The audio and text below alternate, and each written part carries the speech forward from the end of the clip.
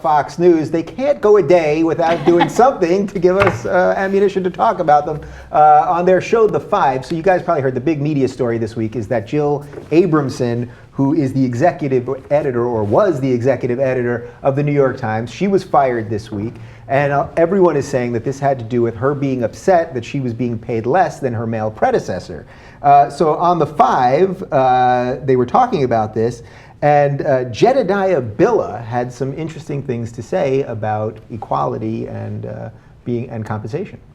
They're not making the money that they used to, so maybe she just was not performing. Right. Isn't it more about performance and experience? I mean, I don't think you should automatically get the same salary as someone else who did a job before you just because you're holding the same job. I mean, you're looking at a long list of resume, ability to deal with other people. There should be a number of other factors. I think it's insulting to women, actually, to say, well, because I'm a woman, I deserve the same salary as this person or that person. No, give me the salary, give me a starting salary you think I deserve, let me prove myself. And it's not about gender. That's so demeaning to women that use their gender to say I deserve this and that because I'm a woman. I mean, what are we, back 50 years now? No, that's not how it works today. Going back 50 years is probably something she'd actually be in favor of, which is...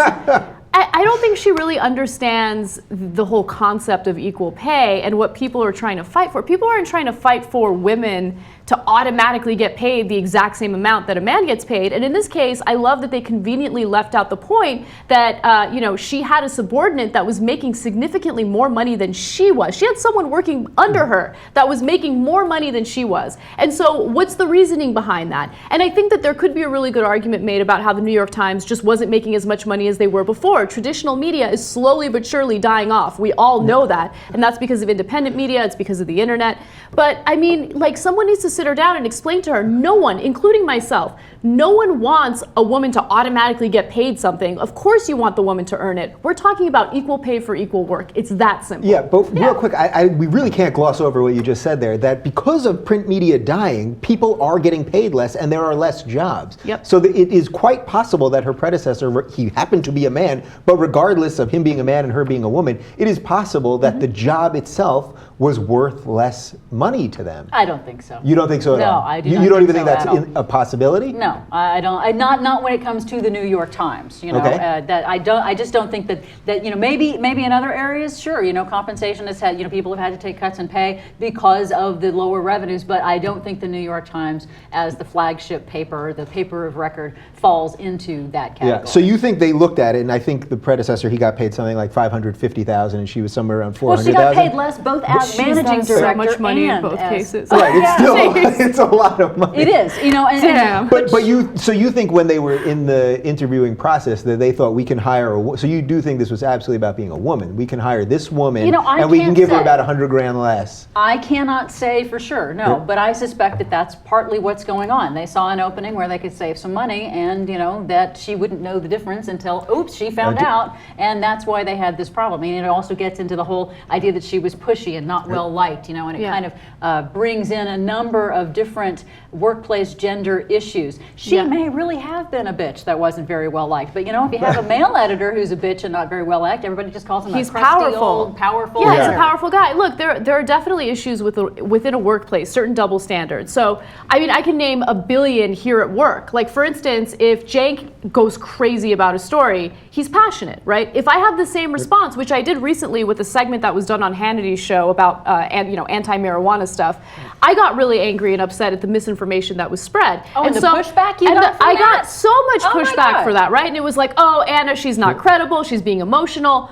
Wait, so I'm being emotional, but if Cenk had the same rant, he's being passionate. Same thing with Jimmy Dore and the statements he made about the police department. Had I reacted in the exact same way, there would be a completely different reaction from the audience. I'm just keeping it real, right? Yeah. So those situations exist. But if you look at the case of the New York Times, unfortunately we don't know what their reasoning is. And if you look at their stock prices, they did drop. So there is a possibility that they simply weren't making as much money. And I want to be fair to both sides, because the reality is we don't know all of the reasons that went on in the company, and a lot of people speculate about what goes on within a business. We just don't know. Yeah. By the way, publisher Arthur Sulzberger Jr., he said that in her last year as executive editor, that Abramson's total compensation package was more than 10% higher than that of her predecessor. So some of the information's a little Yeah, it's a little conflicting. hinky there. It could be because it's tied to the stock price. You know, it could be the nature of her compensation. So again, we don't have enough information, but we do have enough information to say Bill Keller sucked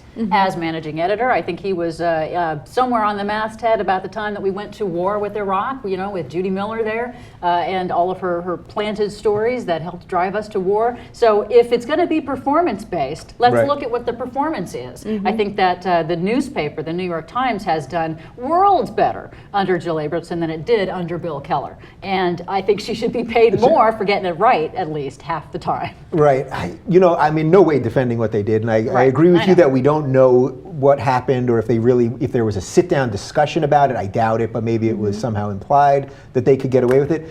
But just generally at a business level, I could see if you had a job and then you fired somebody for whatever reason, or the person leaves, whatever it is, that the next person you might try to get them for less money, and if they say yes, well, then it happens. So it would also depend on what we found out about her negotiations. You know what I mean? Did she immediately take the first offer? Is she not as good at negotiating? It seems to me it should be performance-based rather than how good you are at negotiating at the beginning. But obviously that's the world that we live in. It is. I mean, when you're working for a company that has a profit motive, they're going to do whatever they can to make sure they pay their employees as little as they can. This happens in media all the time.